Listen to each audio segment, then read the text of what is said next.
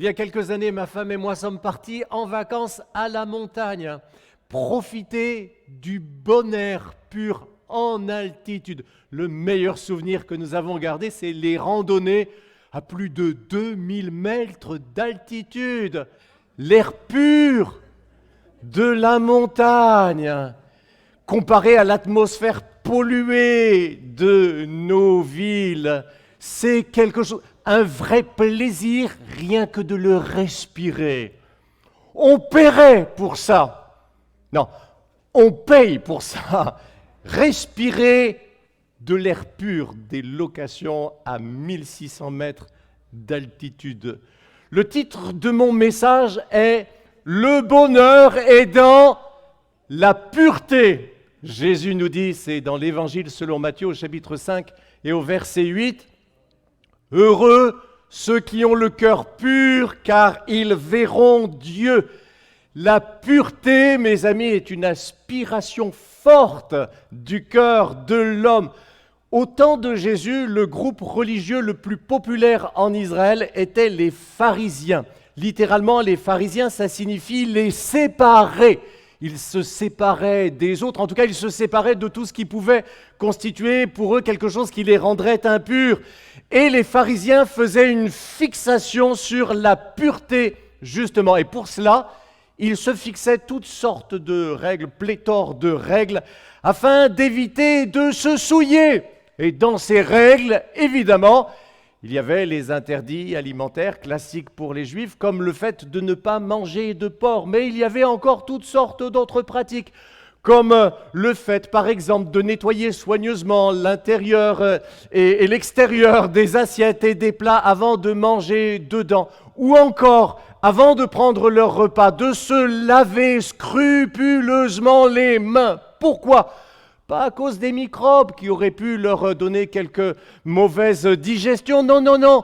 Et éviter que leurs mains ne portent à leur bouche quelque chose avec lequel elles auraient pu être en contact. Par exemple, un objet impur. Par exemple, un objet qu'un païen, un non-juif, un pécheur aurait touché avant eux. Et oui, ce groupe-là était le plus populaire en Israël au temps de Jésus-Christ. Aujourd'hui encore, vous savez, il y a toutes sortes de traditions religieuses qui insistent beaucoup sur la purification et qui, pour ça, établissent toutes sortes de rites de purification. Par exemple, se laver les mains et d'autres parties du corps avant la prière. Ou encore, ne pas manger de ceci ou de cela. En fait, il y a sur la Terre aujourd'hui des milliards de personnes, une immense partie de l'humanité qui suit des règles de pureté rituelle. La parole de Dieu est donc forcément d'actualité pour eux. C'est que forcément aussi la pureté est quelque chose d'important dans l'esprit des hommes. Même dans nos sociétés occidentales où on dirait que ces choses sont passées de mode, il y a aussi un souci de la pureté, mais sous une autre forme, surtout pour des raisons de santé. Sur mon téléphone, j'ai une application qui, chaque jour, m'indique la pureté de l'air. Et quand je regarde ça, tous les jours, jamais l'indice n'est excellent. Même pas très bon. Ça fait un petit peu peur, c'est sûr. On fait donc des règles pour rendre les véhicules moins polluants, les usines moins polluantes, etc. De nouvelles mentions font leurs apparitions sur les étiquettes. Maïs garanti sans OGM. Oignon garanti sans pesticides. Et puis, il y a aussi un marché qui monte de la filtration de l'eau. Les filtres à eau qu'on installe sous le robinet de la cuisine.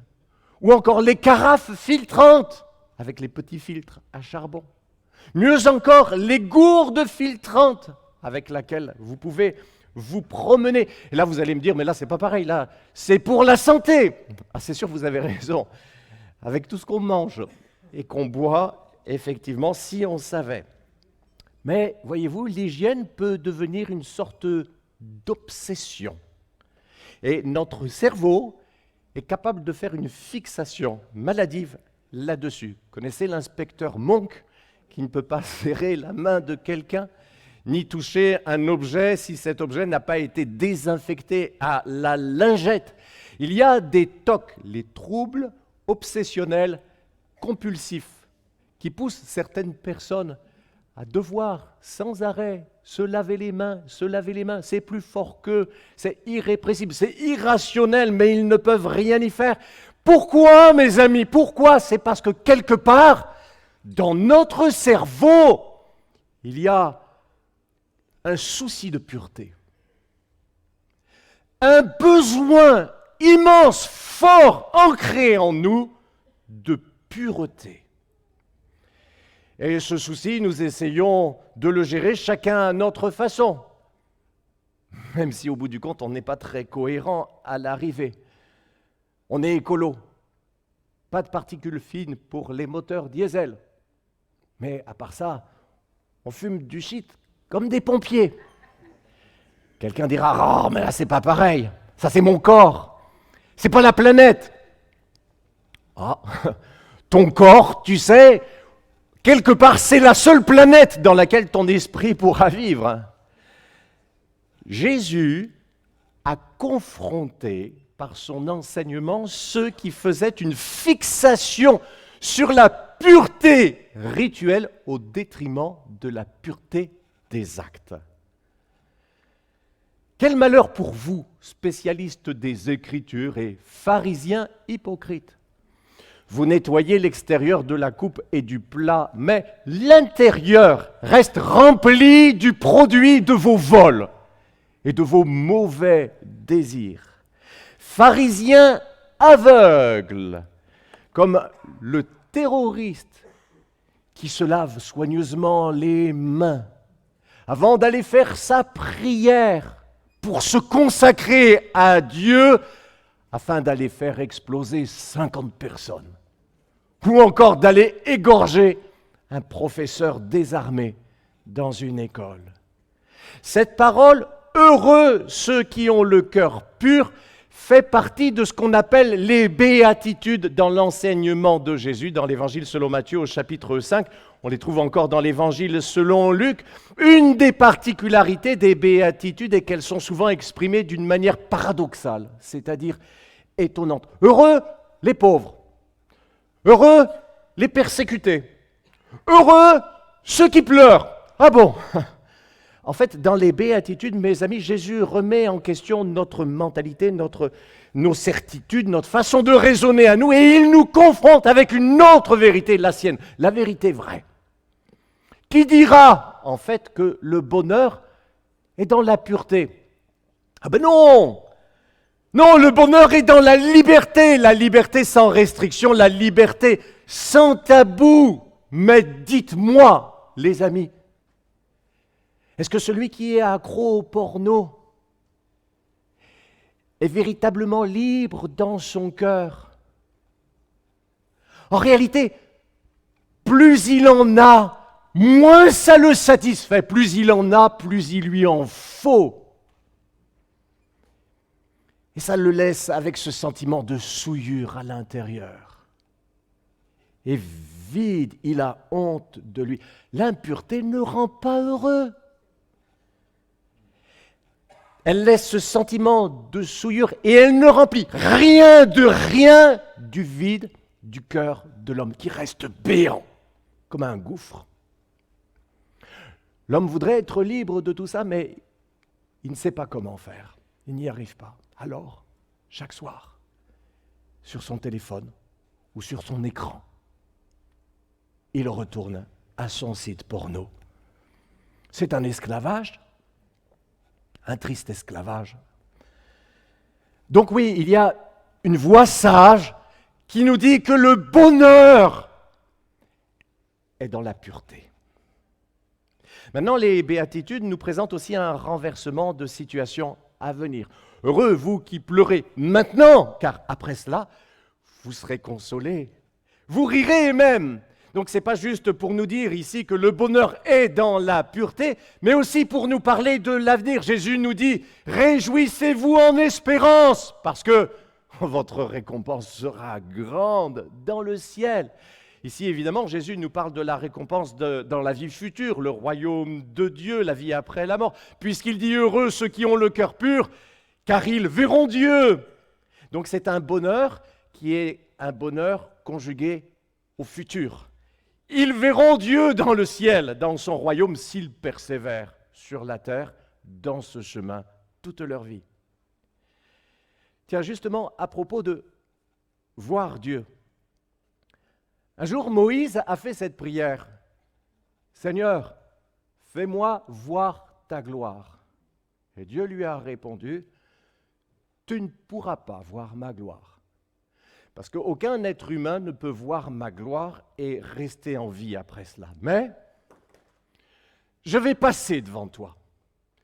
Et pendant que je passerai devant toi, je te couvrirai de ma main dans un creux du rocher.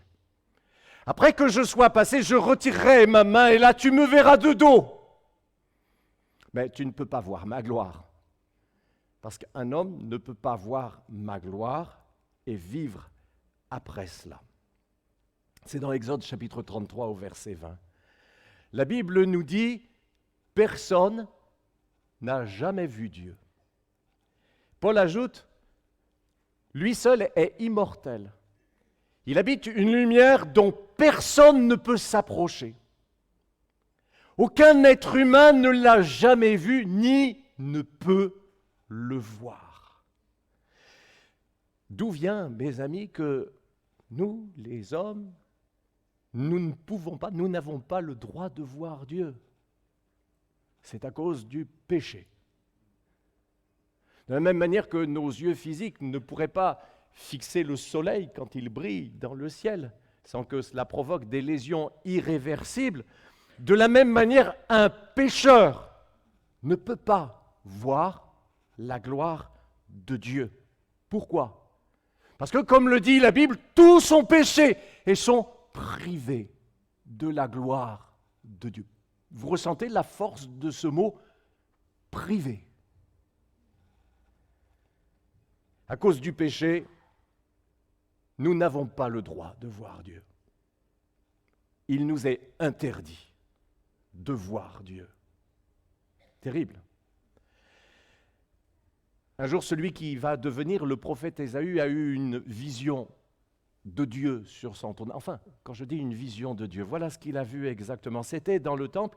Il a vu quelque chose de la gloire de Dieu, non pas Dieu lui-même, parce qu'un homme ne peut pas voir Dieu, mais il a vu dans le temple de Dieu comme son trône et le bas, juste le bas du vêtement de Dieu. Puis il a vu aussi des anges qui étaient là et qui criaient sans cesse « Saint, Saint, Saint est le Seigneur, le Dieu des armées ». Quand il a vu ça, Ésaïe a dit « Malheur à moi, je suis perdu, parce que je suis un homme impur.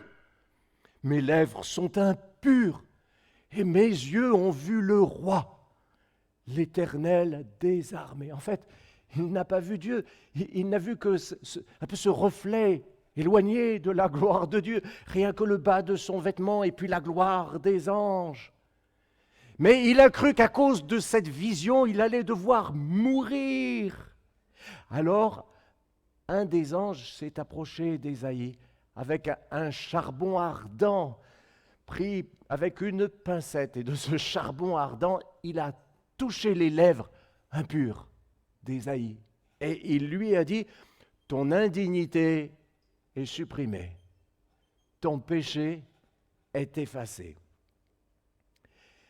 Et voilà que Jésus fait la promesse ici que certains d'entre nous verront Dieu face à face.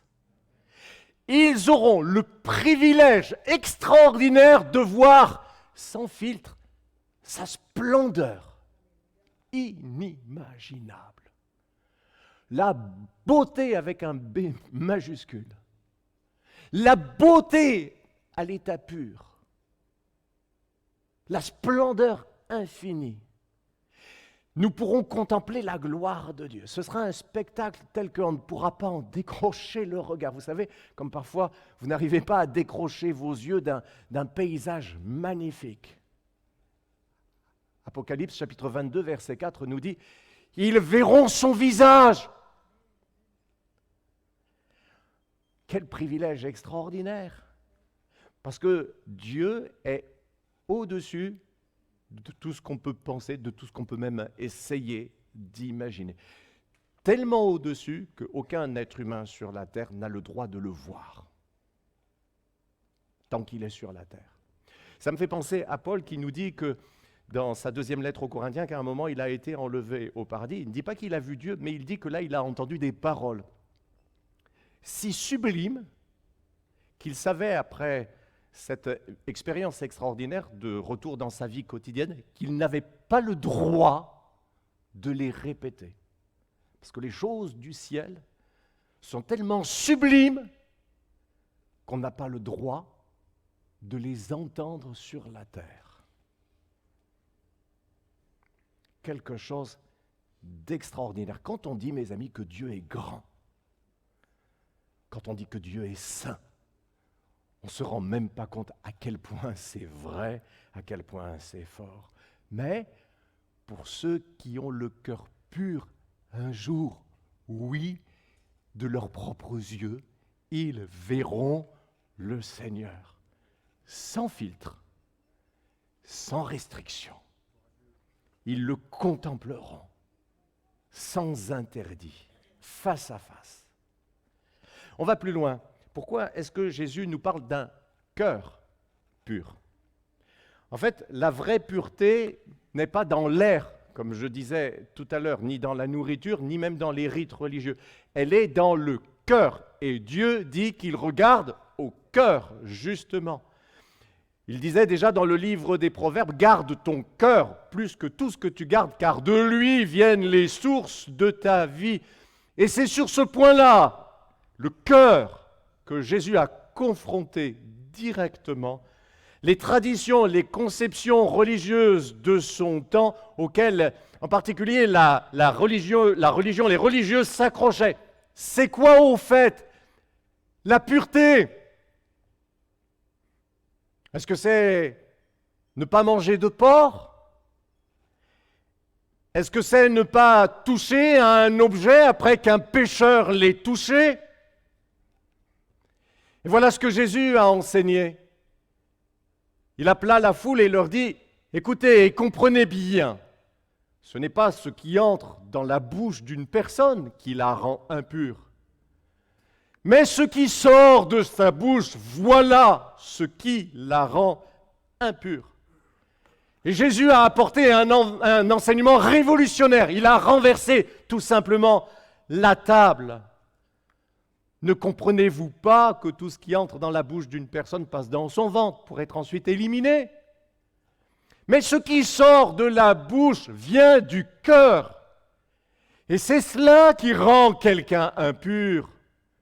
Car de son cœur viennent les mauvaises pensées qui le poussent à tuer, commettre l'adultère, vivre dans la débauche, voler, prononcer de faux témoignages, et dire des insultes, voilà ce qui rend impur.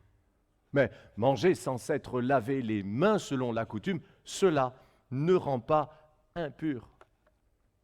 Il n'a pas hésité, il leur a dit leurs 4 vérités. Vous n'y êtes pas du tout, vous avez tout faux. Vos conceptions, votre religion est à côté de la plaque. La vraie pureté n'est pas dans les rites que vous accomplissez. Elle n'est pas dans les interdits alimentaires. La vraie pureté se trouve d'abord dans le cœur. Et quand elle est là, dans le cœur, elle rejaillit dans tous les aspects, dans tous les actes de la vie. Mais le grand problème, c'est que le cœur, mes amis, le cœur à l'état naturel est souillé. Et que de lui, il ne peut sortir que des choses impures. C'est comme si vous versiez du lait dans une bouteille sale au fond de laquelle il reste un fond de vin aigre. Demain, tout le lait que vous ferez sortir de cette bouteille aura tourné. Le problème est dans la bouteille. La bouteille, c'est notre cœur. Il est pécheur, il est souillé, il est corrompu. Et de lui, il ne sort que le mal, l'impureté. Rien n'est plus trompeur que le cœur humain. Impossible de le guérir. Et qui peut le comprendre? Un air pur, c'est bien. Un cœur pur, c'est infiniment mieux. Sauf que personne ne peut purifier lui-même son cœur. Ah, je peux prendre ma voiture, aller à la montagne, chercher un air pur et le trouver même. Mais je n'y trouverai pas un cœur pur pour moi. Puis vous savez, cette terre avec sa pollution passera un jour, bientôt.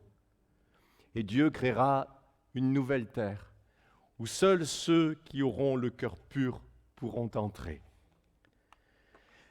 Alors, puisque du cœur de l'homme ne peut sortir que l'impur, une vie pure ne pourra être notre privilège que quand notre cœur aura été renouvelé, changé. Et déjà dans l'Ancien Testament, Dieu a fait cette promesse monumentale par le prophète Ézéchiel. Je vous donnerai un cœur nouveau. Je mettrai en vous un esprit nouveau. J'enlèverai votre cœur de pierre et je vous donnerai un cœur de chair. Il faut que Dieu le fasse parce que nous ne pouvons pas de nous-mêmes enlever la moindre souillure de notre cœur. Nous ne pouvons même pas enlever la racine du mal qui est en nous, qui nous pousse à pécher, qui s'appelle, oui, le péché. Mais ce qui est impossible aux hommes est possible à Dieu. Le sang de Jésus, son Fils, nous purifie de tout péché. Vous entendez? Tout péché. Si nous disons que nous n'avons pas de péché, nous nous trompons nous-mêmes et la vérité n'est pas en nous. Si nous reconnaissons nos péchés, il est fidèle et juste pour nous les pardonner et pour nous purifier de tout mal. Le sang précieux de Jésus est ce savon divin que Dieu applique sur notre vie avec l'eau de sa parole. Et il nous rend purs. Aujourd'hui, vous savez, pour dépolluer l'air, on a inventé des machines qui vont capter le CO2 pour le restocker ensuite sous forme solide. C'est quelque chose. Mais pour notre cœur, Dieu fait mieux que ça encore. Enfin, il fait un petit peu comme les arbres, vous savez, qui absorbent le CO2 et qui, à la place, renvoient de l'oxygène. Dieu fait que de notre cœur, qui autrefois était méchant et impur au possible, sort maintenant le bien. L'aspiration au bien, plus que l'aspiration, le pouvoir de vivre et de faire le bien. C'est extraordinaire. Je vous donnerai un cœur nouveau, un esprit nouveau. J'enlèverai de votre corps le cœur de pierre que vous avez. Je mettrai à la place un cœur de chair. C'est ce que Paul exprime pour sa part avec ces mots.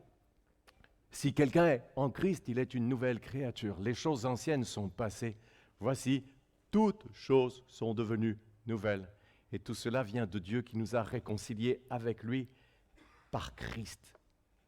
C'est ainsi que la pureté vient d'abord du cœur, lavé et transformé par Jésus-Christ, pour ensuite irradier tous les aspects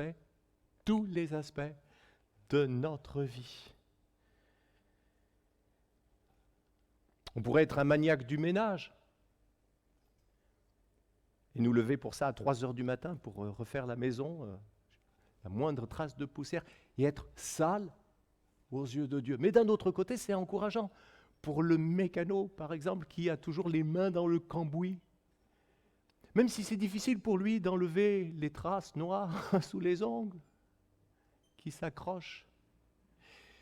S'il vit avec Christ, quand le Seigneur le regarde, il est pur, pur.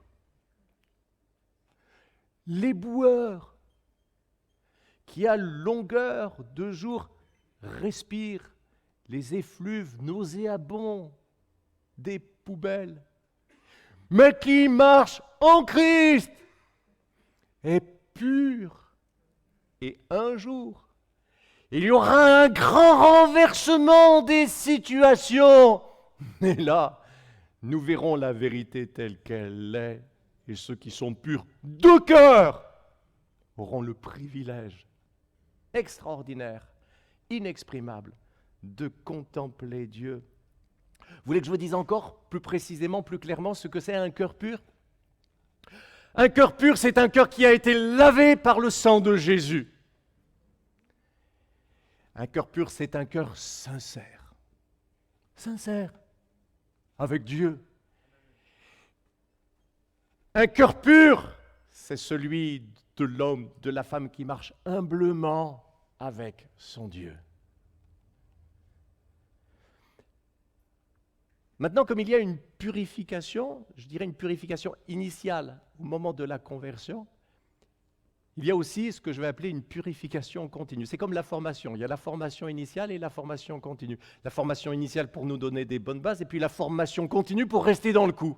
Parce que sinon on est largué. Bien-aimés, nous sommes maintenant enfants de Dieu.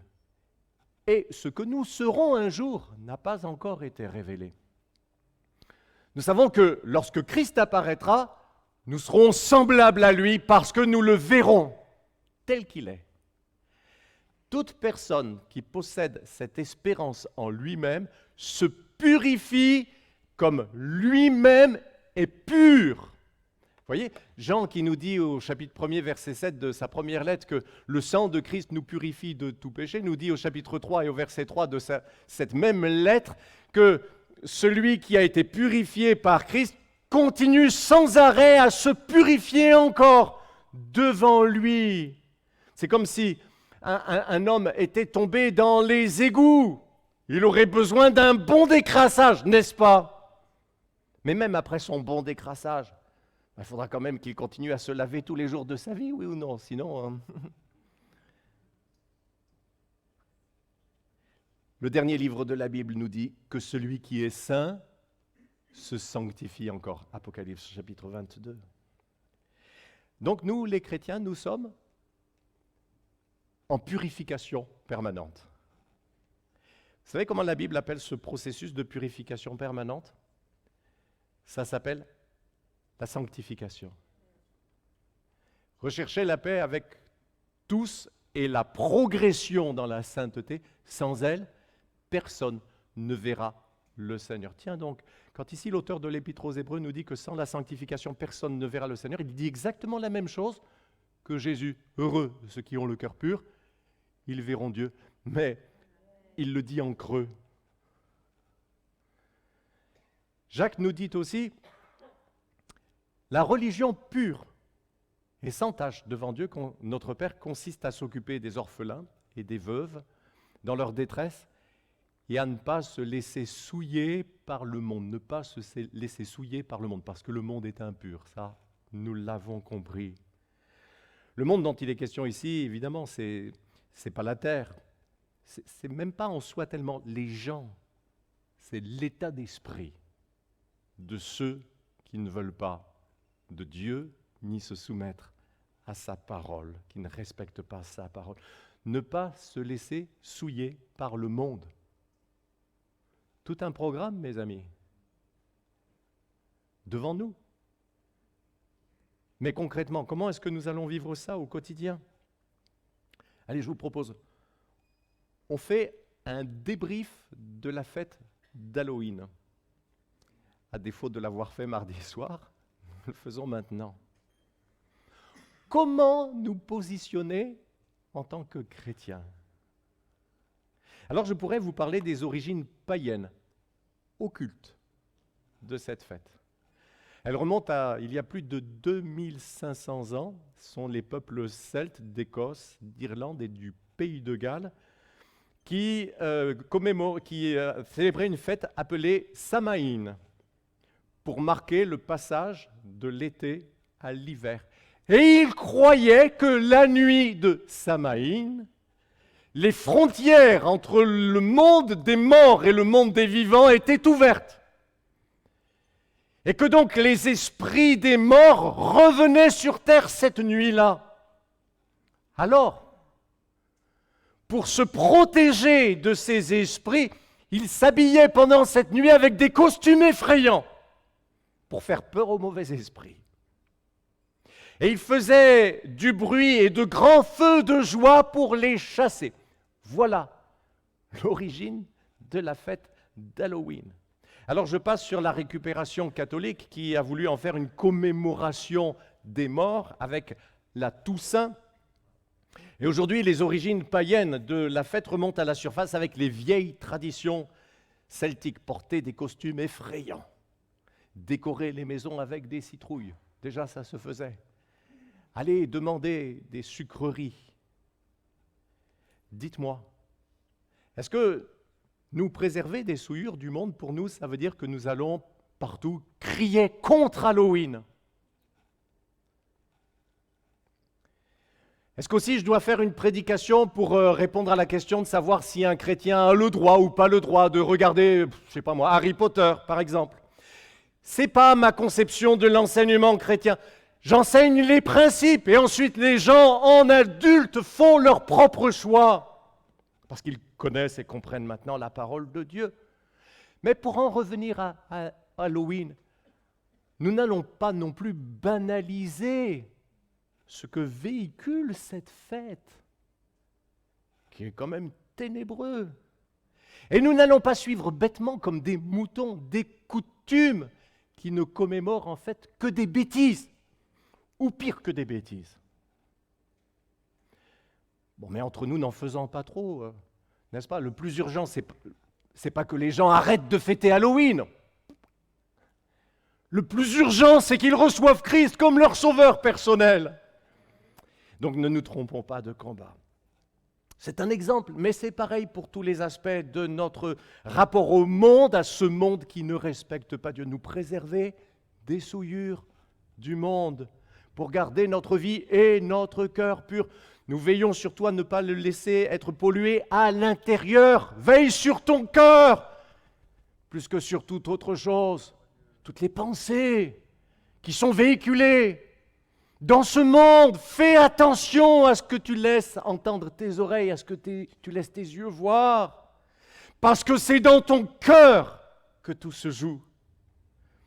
Si certains d'entre nous refiltrent l'eau du robinet, parce que nous ne la trouvons pas assez pure, alors à plus forte raison, nous allons nous abstenir de regarder des séries pendant la moitié de la nuit qui impriment en nous des choses qui sont sales aux yeux de Dieu. Évidemment, mes amis. Mais nous nous mettrons à part pour être la lumière du monde et le sel de la terre. Mes amis, voilà comment nous allons vivre la pureté du cœur selon Dieu, non pas en maudissant les ténèbres, mais en allumant la lumière de Jésus-Christ. Parce que oui, nous savons que la vraie pureté est source de bonheur pour ce temps et aussi pour l'éternité. Amen. Nous avons été heureux de vous proposer ce message. Déjà, s'il vous a plu, n'hésitez pas à le liker, voire à laisser un commentaire. Ça permettra à la vidéo de rayonner davantage auprès des autres utilisateurs. Aussi, abonnez-vous à notre chaîne. Ça vous permettra de bénéficier en continu du reste de nos programmes. Que Dieu vous bénisse.